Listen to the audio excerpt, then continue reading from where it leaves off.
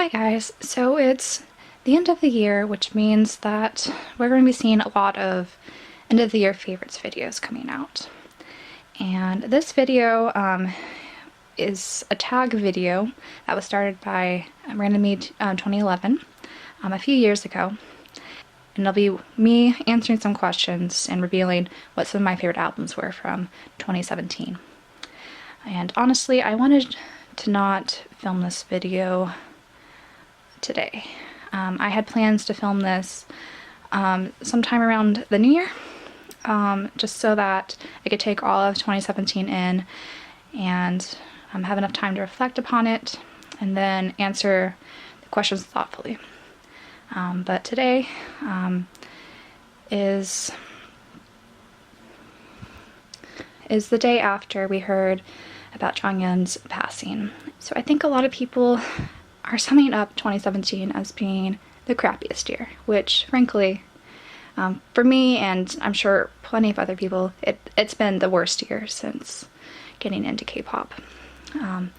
And so with all the disbandments and the members leaving, and of course the tragic incident that happened to Jonghyun a few days ago, and with all these tragic events happening, I think it's sometimes hard to see or remember why we love K-pop as much as we do. So I wanted to film this tag today, reflecting upon the high points and my highlights of 2017, because there were some really great highlights for 2017 for me, in between all of those low points. And now with 2017 coming to an end, I'm hoping that this will give this community a sense of closure of all the awful things that happened this past year, and will have enough time to heal and embrace what 2018 will give us. And I guess all we could ask for is that 2018 will be a better year, with plenty of highlights and good moments that will remind us again why we love K-pop as much as we do. But anyway, for this tag video, I kind of elaborated on what Randomly 2011's questions are, and I reordered them too, so that my favorite album is mentioned towards the end. So I'll have those listed down below. So the first questions I want to answer are about the rookies from 2017. So first up, I'm going to talk about the girls, who my favorites were. And I didn't mention this earlier, but I bought a lot of albums this year that were new releases. I was counting them up, and it's over 80 of them. So I thought about it, and I decided to do a runner-up and then a winner for each of these questions, just because there were so many great releases this year. A lot of great music that I wanted to mention. So the runner-up for my favorite rookie girl group is Pristin. And so I have their debut album here, Hi Pristin. And when it comes to rookie groups from the previous year, there weren't too many girl groups that I really gravitated towards. It was mostly boy groups in the previous year. So I was really happy that since the first season of Produce 101 ended, that meant that a lot of new girl groups were going to emerge, and I've been really enjoying the sort of new sound that a lot of girl groups have been coming out with, including Pristin.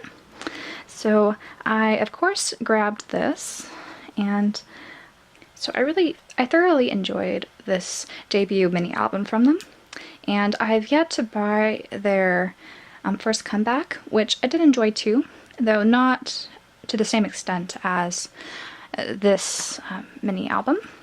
So Pristin is definitely a girl group that I would love to get to know better and learn all the members' names, because I think that they're a talented bunch of girls who are taking more initiative when it comes to music producing, which is really refreshing to see, since it seems like most idol writers and producers are on the boy group side.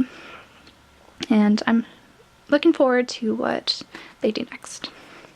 And then for my favorite debut from the girls this year was Dreamcatcher. So it should not be a surprise that these are my favorite rookies from this year. And this is across boy groups and girl groups. I just really love rock music, if you've watched my videos before. And so their take on integrating that heavy metal sort of sound with pop music is really refreshing to me. And I have their debut album here, though I do have their second single and their first mini album in my collection as well. But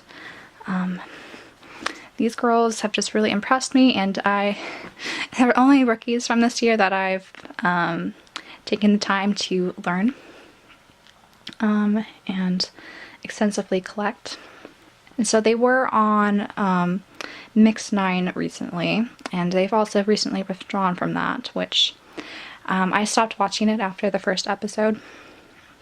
I might revisit it, but I've just heard really not so great things about that show, and so I think they made a good decision with leaving that show. But I'm really excited to see what more they do and how they continue using rock elements in their music. I'm really excited to see where they go. Now for the boys, I was a little less impressed with the boys from this year, and maybe that's because of just how much I fell in love with so many rookie boy groups from last year. I basically loved all of them that came out, and it was getting to be a problem. But there were a few boy groups that did catch my eye this year, and one of them is one that recently debuted, so I don't have their album yet, and that is The Boys. And I really enjoyed their debut mini album, though their pre-release track wasn't really my cup of tea. But their follow-up with The Boys as their title track, as well as the other B-sides in the album, really surprised me. And I do have plans on buying that sometime next year. I'm not really sure when, but it will be eventually purchased. But for the other two boy group rookies, I did buy. The runner-up is 7 O'Clock. And so they were from a very small company, and they debuted early spring. And honestly, when I saw their music video when it came out, I remember enjoying it, but I think because I was trying to stay away from rookies, and also because not many other people were talking about this debut, I kind of forgot about it, I'm sad to say. But when they came back on Mix 9, and again, I just watched the first episode of that show, I really was impressed by their audition. In particular, A-Day's audition. So I went and bought this, and I'm really curious to see kind of what music direction they plan on doing, since their title track reminds me of BTS's Save Me, but the other B-sides I thought were lovely when I re-listened to this album again, and there'll be a group that I'll be looking out for next year when they have their comeback. And then my favorite boy group rookie release from 2017 was My Teen. So My Teen was a group that I wasn't anticipating, since I think they had a lot of pre-debut recognition that I wasn't aware of. But when they released their music video, so I'll have a track list here. So when they released their title track music video, they seemed like a really fun group. They kind of remind me a little bit of Victon, which was a rookie group from last year that I really enjoyed. And then they had the follow-up dance or performance music video. I'm forgetting what the English translation to that song is, but that was choreographed by N from VIX, and I was really impressed. And so that music video had me listen to this entire album, which honestly is a really solid debut. I was thoroughly impressed that all these tracks were very enjoyable. And I have not learned any of the members' names, which makes me feel bad, since they were my favorite boy rookies from this year. But I think I'm gonna wait to see what their follow-up release will be like, and if I fall in love with that as much as I did with this release, I'll definitely devote a chunk of time to get to know who all these guys are. Okay, so now these next set of questions are about packaging, and I'm going to start off with my least favorite packaging from this year. And this should not be a surprise, since it's the horrid jewel cases. So I'm having both of GFriend's releases from this year. So The Awakening and Parallel as the runner-up for my least favorite packaging. And that's just because I'm just so over these jewel cases with these kind of ill-fitting slipcovers. I think companies, especially with how popular GFriend has been, and what SM did to Red Velvet's latest full-length album, Perfect Velvet, I just think it's so lazy of them to continue to use these jewel case packaging.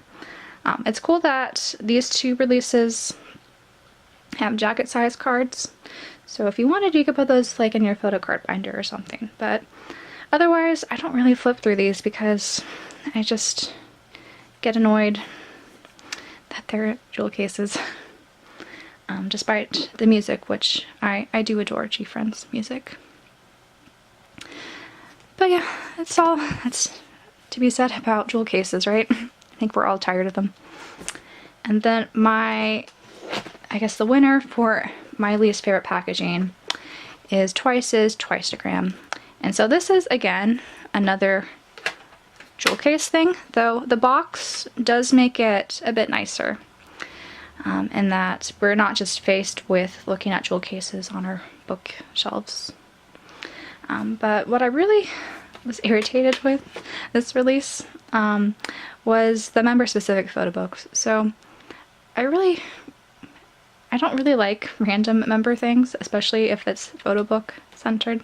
So JYP did this with GOT7's Turbulence album, which it's just so, it's like they want you to buy a gazillion copies or buy opened ones that are marked up. And I was lucky and pulled my bias Momo for both the photo book and the CD plate, so maybe I shouldn't be complaining as much. But when you have all these random components, and also there are 3 different random photo cards you could get and a random sticker sheet, it just adds up to be so much. And I think JYP is the one company that has really taken off embracing all this random stuff, more so than they ever did before. And it's making me a bit worried when 2PM come back sometime in 2020 or 2021, and all the things I'll have to collect, because for those who don't know, I'm a very big 2PM collector. And then the other thing I didn't like about this box is that there's not a magnetic enclosure. So that's just another thing that makes this packaging a total miss for me. So now on to my favorite photo book concept. I have 2 again. This one is the runner-up, and that is SF9's Nights of the Sun.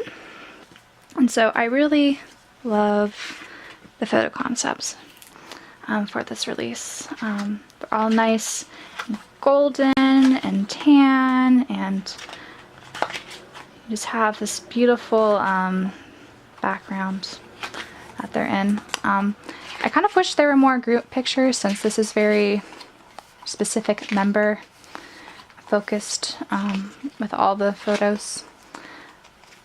But all these pictures are so pretty, and the styling is on point for all of them, which is great, and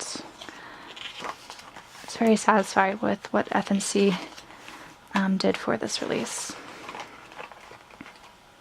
So yes. And so my favorite photo book concept from this year was Nine Muses Identity. So Nine Muses was a group that I definitely got into this year, and it's thanks to this release, really. And the photo book for this is just breathtaking. The photos are so pretty, and all the girls look gorgeous. Here. And there are some photos with smeared lipstick that is a little odd, but I honestly don't really mind those so much. And the other photos that are in here I think will make up for the weird choice of smeared lipstick. And I'm just really happy that I'm now more into Nine Muses thanks to this release, because honestly I've always enjoyed Nine Muses title tracks. I just didn't really listen to their B-sides as much as I should have, and I'm glad that that changed this year, and I've gone back and picked up a lot more of their albums. But this is definitely my favorite photo book concept from this year. So my favorite packaging from this year, I actually have 3 albums, so I'm going to start with an honorable mention, and that is for B2B's latest full-length album, Brother Act. And I just love how compact this album is, and the slipcase is actually really nice. It has a nice texture to it, and even though there's so many random components, which, as I mentioned in the Twice album, is irritating, this one I didn't mind so much, though whenever you have a random component on the photo book, like this little mini poster or pulled out, it's really difficult to trade compared to, say, a CD plate. But I just really like all the photos in here and just how compact this album is, especially compared to their first full-length album, Complete, which is kind of a monstrosity, really. It's lovely, but I don't take it out often because I'm afraid to damage it. So for the runner-up, I have Jungkook's My 20s, which is his second Korean mini album. And this is box packaging that is done right by JYP compared to that Twice album. So you have a nice magnetic box here and a pull tab to take out the components, and you don't have some awkward cardboard thing to fill up the inside space in this box, which is always nice. I think there's there's a bit of filler in here, but it's not something that you could take out and damage like you see in a lot of other box packaging. Then I liked how there's a separate thing for the CD, and there's only 2 CD plates, which isn't too irritating. And then a nice little compact photo book. So then my favorite packaging from this year, which I feel like is going to be the case for most people, is 17's mini album, A1. So either this one or their latest full-length album, Teenage, will probably be on a lot of people's favorite albums list, but this is such a nice book style binding, which is always my favorite when it comes to packages. And you have this nice little envelope for the CD plate, which is random, You have this nice little dust jacket, and the book here itself is like cushiony, which is really awesome. And now I just have this version, but there are 2 other versions with really pretty photo book concepts. So if you're a carrot and want to collect all of them, it's really nice to own and just put on your bookshelf. So yes, this was definitely my favorite packaging from this year. So now I'll get into subunits, which there weren't too many this year, so I will briefly talk about them. The honorable mention I wanted to talk about first was New East W's Where, and I'm just so ecstatic what happened with New East this year, and how Produce 101 Season 2 really put them back into the public eye in a positive light. It was really tragic seeing how high they were at debut and how they quickly lost favor. It was really tragic. And I was really nervous when it was announced that 4 of the members would be on Produce 101, but I'm really happy how it played out for them. And the songs on here are really enjoyable. I love the 2 group songs, especially Where You At. But the solo songs are great too. I can't really pick a favorite solo song. So I just wanted to mention them because of what a great year New East has had, thanks to Produce 101. And now the 2 other subunits, I'm going to say they're tied because honestly I love both of these albums so much. But the first one I'll talk about is Odd Eyes Circle, which is a subunit from Luna, which technically Luna hasn't debuted yet, but I'll talk about them anyway. And I have Mix and Match here when I really want to be talking about Max and Match, which is the repackage of this mini album. I had it earlier, but then I recently sold it so that I would buy another copy and get another photo card. But I'm really happy that this subunit in particular really generated more interest in these girls, especially with this girl crush concept, and all the songs on this release are fantastic. I really enjoyed the 2 title tracks, but the B-sides is just the reason why I've been having this mini on repeat. And I just really am looking forward to the few more girls that are going to be revealed for this 12-member group and what will happen at their debut for next year, hopefully next year. And then the other favorite subunit release from this year was JJ Project's Verse 2. So I adore this album. It's so chill, and whenever I just want to relax, I put it on, and I think the maturity that both JB and Jonghyun displayed in this album is just so impressive, and I really hope that both JJ Project and GOT7 continue on that more mature, very R&B influenced sound. It'll be interesting if we see more solos from GOT7 to see how that will end up. I know Jackson has released a few singles so far, but I'm just really curious what plans JYP has for these boys. Okay, so now getting into favorite solo albums. Again, I have 3 that I want to share with you, and these should not come as a surprise. Maybe the order is a little surprising, but they should not come as a surprise. So for my honorable mention, I have Jungkook's special album he released earlier this year. And I adore this album so much. I think it really infuses who Jungkook is. And he has a really great way of kind of embracing some of those weirder Japanese songs he's released prior, but remixing them and just including them in this album thoughtfully with his Korean songs, which does have a different feel from his Japanese material. And honestly, I think this was brilliantly done. And it's a great introduction if you haven't listened to Jonghyun's music yet. And this release, as well as his second Korean mini, My 20s, were both really great.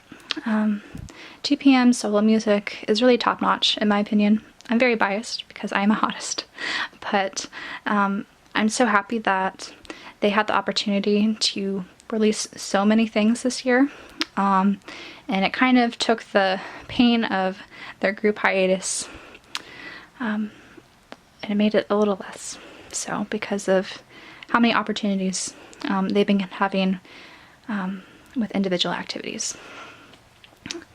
And you have a nice long track list here, some Korean remakes and just versions of some of his Japanese songs, but there's plenty of other new material he hasn't released in Japan before on this album, which is why I was really satisfied with this release. And now the runner-up for my favorite solo album of this year is Juno's 2017 SS. So he released 2 different solo albums. So this is his Japanese mini album he released this past summer. He also released his Korean debut, which was called Canvas. And as much as I adore that release, I wanted to talk about this one because this one has more new songs than what Canvas had. So Canvas just had a couple of songs that were on this release, and the release in his solo release from 2016, with 1 new Korean song. But this one, you get 8 different tracks, though he does do a remix of his title track Ice Cream in here in that 8. So I guess really you get 7 new tracks. And I think when it comes to solo material, Juno, as many of you guys know, it's probably obvious, he's my ultimate bias. I adore his solo music.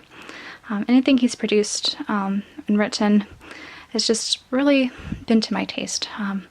He's someone who is so devoted to his craft that it's really reflective in how his promotions as an artist. And so I think maybe a lot of people don't listen to 2PM solo stuff too much because they release those mostly in Japan. But they do release Korean versions, which are more accessible. So like his Canvas mini album that he released after this. And honestly, I think Japanese releases are getting less difficult to get a hold of nowadays because of the used market. It's really easy to find these really discounted on used, like on the Amazon used section, or sometimes eBay, though I wouldn't look for 2PM things on eBay. They're always marked up. And also just proxy sites are just so much easier to use nowadays that it's a shame that people just don't go out of their way to listen to Japanese things because they already have this preconceived notion that it's just Japanese remakes of Korean songs, or it's just too expensive. So they don't bother listening to it. So I think that this mindset in this international community needs to be changed. But anyway, on to my favorite solo release from this year, and that is Wooyoung's Madabokuwa. So he released 2 different Japanese mini albums this year. The first being Party Shots, and then he released Madabokuwa this past October. And this album is amazing. It's, I think, Wooyoung at his best. He is known, I think, to most international K-pop fans for Sexy Lady, which is a dance track. It's catchy, but it's a bit cheesy too, right? But when Wooyoung explores more of his softer side and does mid-tempo sort of music, I think he really excels there. And this release is has a great variety of different tracks. So you have some very chill, mellow tracks mixed with some very fun and upbeat tracks. And so this is definitely a release to check out if you haven't already. And honestly, this is also probably my favorite photo concept from this year. But I wanted to talk about this album as my favorite solo album. And I did do unboxings of this if you are curious what the photo concepts are like. Both this version and the LP version just has gorgeous photos of Jonghyun. Alright, so now on to my favorite mini albums from this year, starting with my runner-up, and that is N.Flying's The Real. So I was so happy that N.Flying returned, and even though they picked up another member from who was on Produce 101, I think that they really work well as a unit together and as a team. And this additional member definitely, I think, is of value to N.Flying and will help them kind of find that success that I think a lot of people overlooked when they debuted in 2015. And all the songs on here are so fun.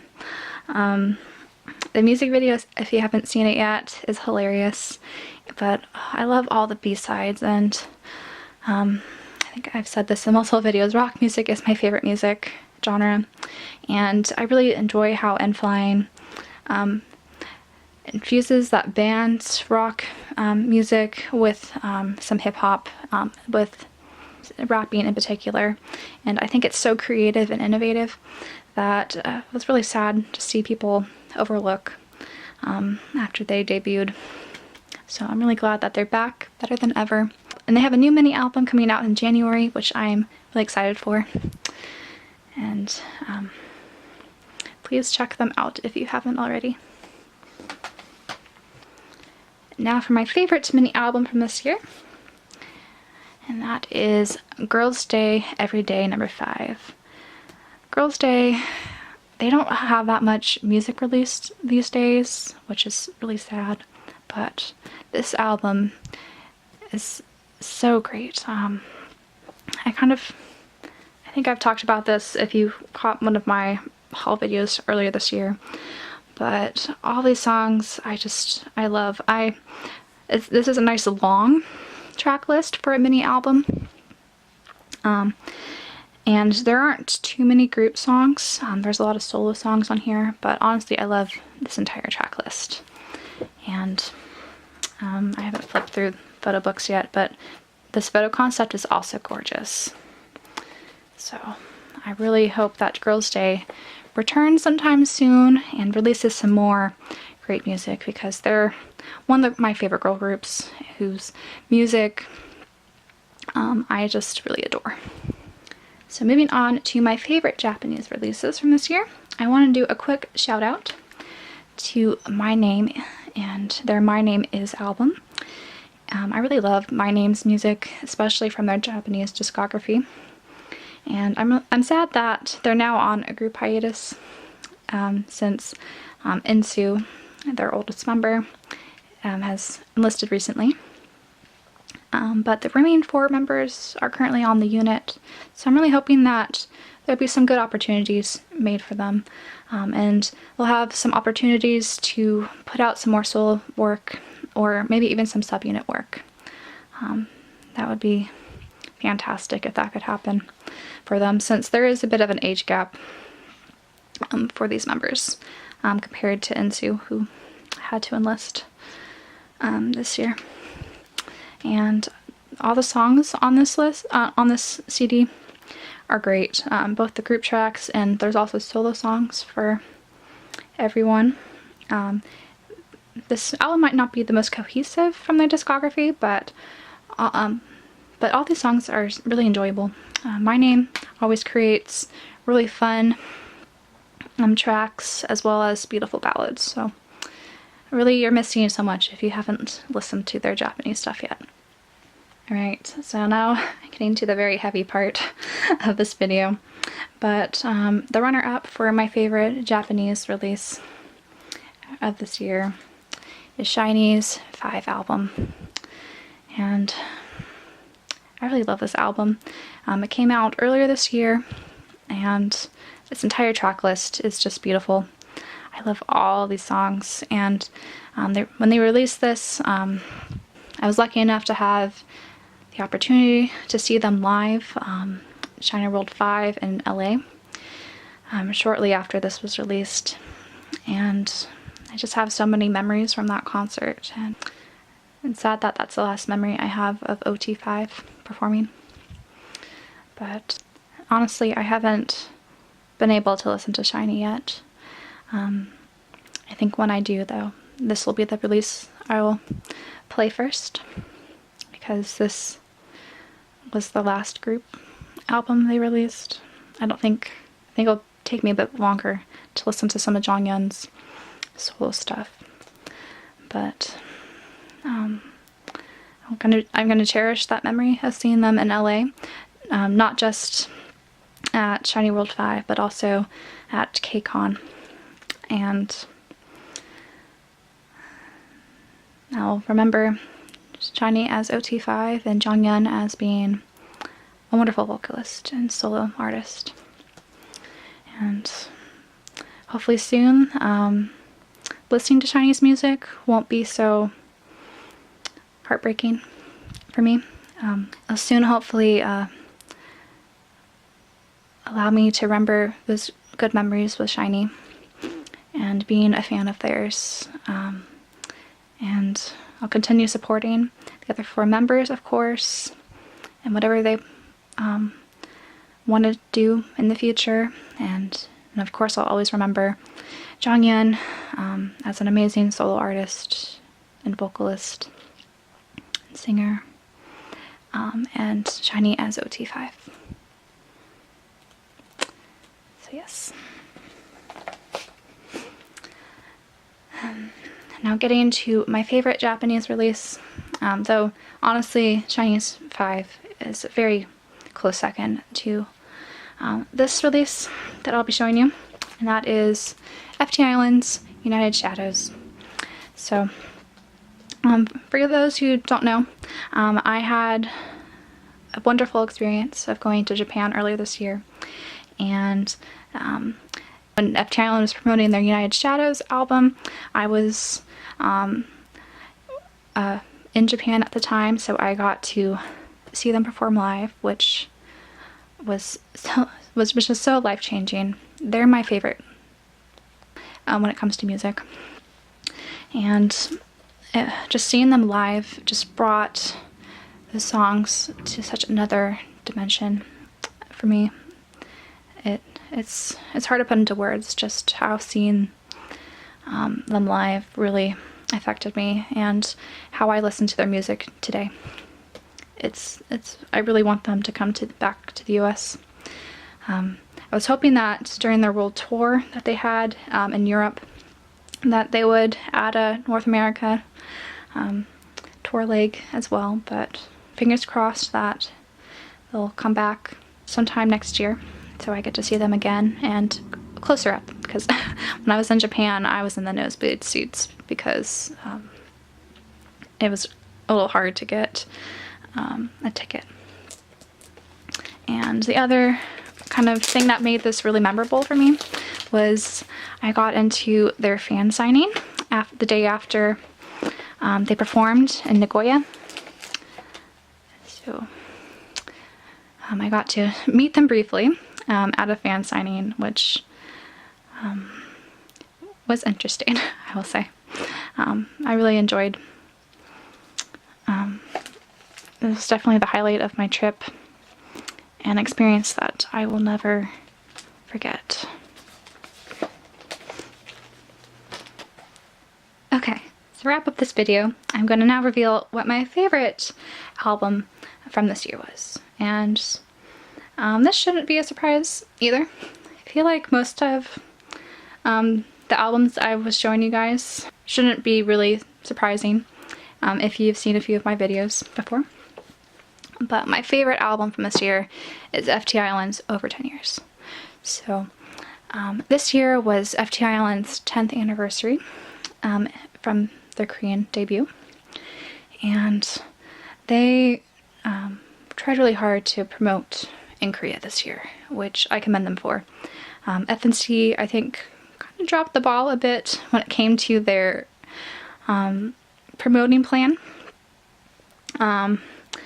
But in all, they had a lot of great opportunities to come back into the Korean public eye. And I thought their title track, Wind, was brilliant. It took the elements that the Korean loves about Lovesick and their other ballad sort of songs from their Korean discography and infused it with the harder rock music that they've been doing in Japan, that they write and compose themselves, and just the music that they really love today.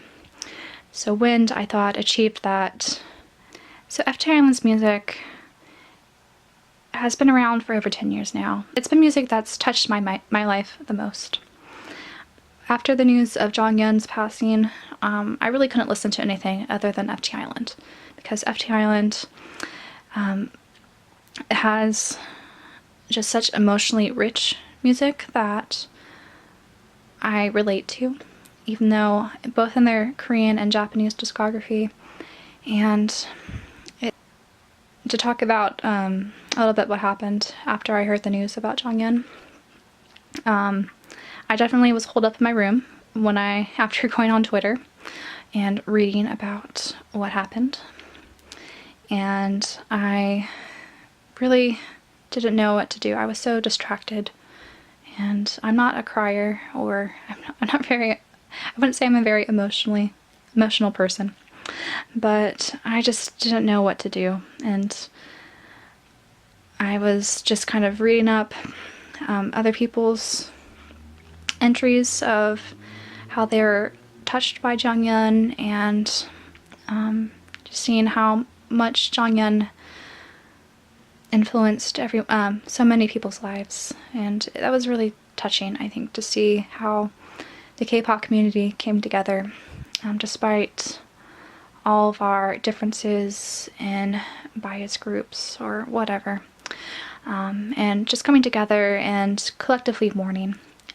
And after kind of moping around for half the day and not getting any work done, I eventually went on a walk and just was blasting Empty Island, because that's the music I always go to whenever I'm feeling down or frustrated or happy, and just all the different emotions. It's my go-to music, really.